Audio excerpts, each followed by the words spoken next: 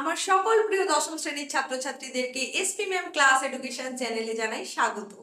আজকে তোমাদের জন্য যে ভিডিওটা নিয়ে চলে এসেছি সেই ভিডিওটা কিন্তু কোনো অধ্যায় ভিত্তিক বিষয়ের উপর নির্দিষ্ট করে নয়, তোমাদের জন্য বেশ কিছু গুরুত্বপূর্ণ কথা বলার জন্যই আজকে আমার আশা। তো তোমরা যদি এই ভিডিওটা মনোযোগ সহকারে দেখো, আমার মনে হয় তোমাদের বেশ কাজেই লাগবে। দেখো, তোমাদের প্রত্যেকের সবে সবে মাত্র ফার্স্ট সামেটিভ ইভ্যালুয়েশন বা প্রথম পার্বিক মূল্যায়ন যেটা সবে সবে শেষ হয়েছে। এরপরে তোমাদের প্রত্যেকের হয়তো এরকম একটু মনে হচ্ছে সবে তো পরীক্ষা হলো, একটুখানি অবসর নেওয়া যেতেই পারে, কিন্তু আমি বলবো না, একেবারেই নয়।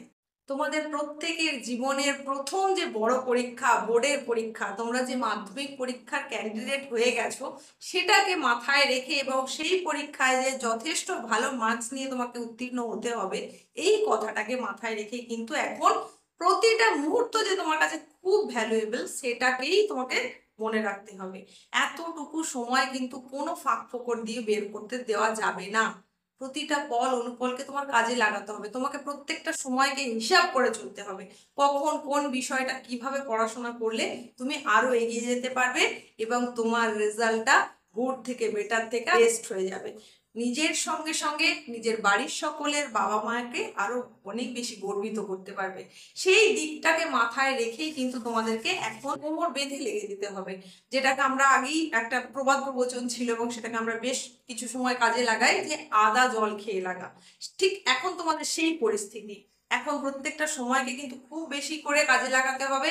আর আমি তোমাদের জন্য যে কথাটা বলতে চলেছি এখন সেটা হচ্ছে যে তোমাদের এই যে গ্রীষ্মকালীন অবকাশ বা গ্রীষ্মের ছুটি, যেটা নিয়ে কিনা এই চ্যানেলে আগেই ভিডিও দেওয়া হয়েছে, এইবারে সেই গ্রীষ্মকালীন অবকাশ বা গ্রীষ্মের ছুটির পরিমাণটা কিন্তু অনেকটাই বেশি। এই সময়টাকে যত বেশি করে তুমি কাজে লাগাতে পারবে তুমি কিন্তু তত বেশি সবার থেকে এগিয়ে থাকবে। তোমাদের জন্য এসপি ম্যাম ক্লাস এডুকেশন চ্যানেলের পক্ষ থেকে ফার্স্ট সামেটিভ ইভ্যালুয়েশনের জন্য তোমাদের সাজেশন দেওয়া হয়েছিল ভূগোল বিষয়ের উপরে, তোমাদের সেকেন্ড সামেটিভ পরীক্ষার জন্যও সাজেশন দেওয়া হবে, এমনকি তোমাদের বোর্ডের পরীক্ষার জন্য খুব শিগগির সাজেশন নিয়ে আসতে চলেছি। তো তোমরা সমস্ত ভিডিও যাতে দেখতে পাও সেই কারণে তোমাদের চ্যানেলটাকে অবশ্যই সাবস্ক্রাইব করবে, যাতে নোটিফিকেশনটা সঙ্গে সঙ্গেই তুমি পেতে পারো। সেই সাজেশনটাকে তুমি ফলো তো করবে, কিন্তু তা সত্ত্বেও আমি এটা বলবো যে সাজেশনটা আমি তোমাদেরকে প্রোভাইড করব ঠিকই, কিন্তু একটা ভালো নম্বর নিয়ে উত্তীর্ণ হতে গেলে শুধুমাত্র সাজেশন নির্ভর পড়াশোনা করলেই কিন্তু চলবে না, তোমাকে অনেক বেশি এফোর্ট দিতে হবে। এমসিকিউ এসিকিউ এর জন্য কোনো রকম সাজেশন কিন্তু কার্যকরী নয়, এটা আমি আগেও বলেছি, তোমাদের এখনো বলছি। তোমাদের 3 মার্কের প্রশ্ন এবং 5 মার্কের প্রশ্নের জন্য তুমি সাজেশন নির্ভর তখন হবে, সেটা আরো অনেক পরের দিকে। এখন তোমাদের টেক্সটটাকে একেবারে যতটা পারবে, যতটা খুঁটিয়ে পারবে টেক্সট বইটাকে কিন্তু তোমাকে ফলো করতে হবে, পড়তে হবে এবং 5 নম্বর আর 3 নম্বরের প্রশ্নগুলোকে সময় ধরে লেখা অভ্যেস করতে হবে। ভূগোল বিষয়টা এমন একটা বিষয়, সেখানটায় কিন্তু যত বেশি তুমি ছবি দিয়ে উত্তরটাকে পরিপাটি করে তুলে ধরতে পারবে পরীক্ষকের কাছে, তোমার খাতাটাকে যত আকর্ষণীয় করে পরিবেশন করতে পারবে, ততই কিন্তু বেশি বেশি মার্কস তোমার হাতের মুঠোয় চলে আসবে। পরীক্ষক খুশি হবেন এবং তোমাকে পর্যাপ্ত নম্বর দিতে বাধ্য থাকবে, নম্বর কাটার কোনো জায়গাই থাকবে না। সুতরাং এই জায়গায় তোমাদেরকে অনেক বেশি ডেডিকেটেড হতে হবে, তোমাকে ছবিগুলো সুন্দর করে আঁকা অভ্যেস করতে হবে, আর সময় ধরে লেখার যে অনুশীলন সেটা কিন্তু অবশ্যই তোমাকে করতে হবে। তোমার পাঠ্য বইয়ে কোন অধ্যায়টা কতটা গুরুত্বপূর্ণ তুমি পড়তে পড়তে নিশ্চয়ই বুঝতে পেরে গেছো যে কোন কোন জায়গা থেকে 3 মার্কের প্রশ্ন, 5 মার্কের প্রশ্ন কোন জায়গা থেকে কতটা আসতে পারে। সেই জায়গাগুলো তোমাকে এখন থেকে চিহ্নিতকরণ করতে হবে আর সেগুলো খুব ভালো করে মনোযোগ দিয়ে পড়াশোনা করতে হবে।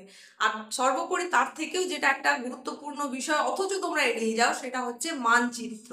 তোমাদের কিন্তু মানচিত্রের জায়গায় 10টা নম্বর থাকে, আর এই 10 নম্বর এত বেশি ভাইটাল রোল প্লে করে তোমাদের বেশি নম্বর পাওয়ার ক্ষেত্রে, যে সেই জায়গাটা তুমি যদি একটু অবহেলা দাও তাহলে কিন্তু তুমি অনেকটা পিছিয়ে যাবে অন্যের থেকে। সুতরাং এই মানচিত্রের ব্যাপারটা তোমাকে অনুশীলন তো করতেই হবে এবং তুমি একটা টার্গেট করে নাও যে আমি প্রতিদিন প্রতিদিন আমি মানচিত্র অনুশীলন করব, সেটা 10টা থেকে 20টা করে প্রতিদিন। বিভিন্ন বিষয়ের ওপর, সেটা উৎপাদক অঞ্চল হতে পারে, কোনো বন্দর হতে পারে, বিভিন্ন বিষয়ের ওপরে কিন্তু তোমাকে প্রতিদিন মানচিত্র অনুশীলন করতে হবে। এইভাবে যদি তুমি এখন থেকে তোমার পড়াশোনাটা চালিয়ে যাও তাহলে কিন্তু বোর্ডের পরীক্ষার জন্য তোমাকে কোনো রকম টেনশনে তো পড়তে হবেই না, তার সঙ্গে সঙ্গে তোমার রেজাল্টটা যে কি পরিমাণ ভালো হবে, যেটা তুমি নিজেই হয়তো আশা করতে পারবে না যে এতটাও ভালো হতে পারে। ভূগোলে কিন্তু এখন প্রচুর মার্কস আসছে, 90% আপ মার্কস পাওয়াটা কিন্তু এখন অনেক সহজ হয়ে গেছে।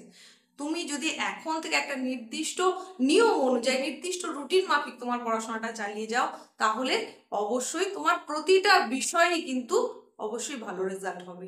শুধু ভূগোলের কথা বলছি না, প্রত্যেকটা সাবজেক্টকে তুমি এইভাবে একটা নির্দিষ্ট ছকের মধ্যে বেঁধে ফেলো, নির্দিষ্ট নিয়ম মাফিক রুটিন করে যদি এখন থেকে পড়াশোনা করো, তাহলে তোমার সমস্ত সাবজেক্ট মিলিয়ে মূল যে মূল্যায়ন পত্রটা হবে, যে রিপোর্ট কার্ডটা তৈরি হবে, তোমার যে রেজাল্টটা বানানো হবে, সেটা কিন্তু অনেক বেশি ভালো হবে।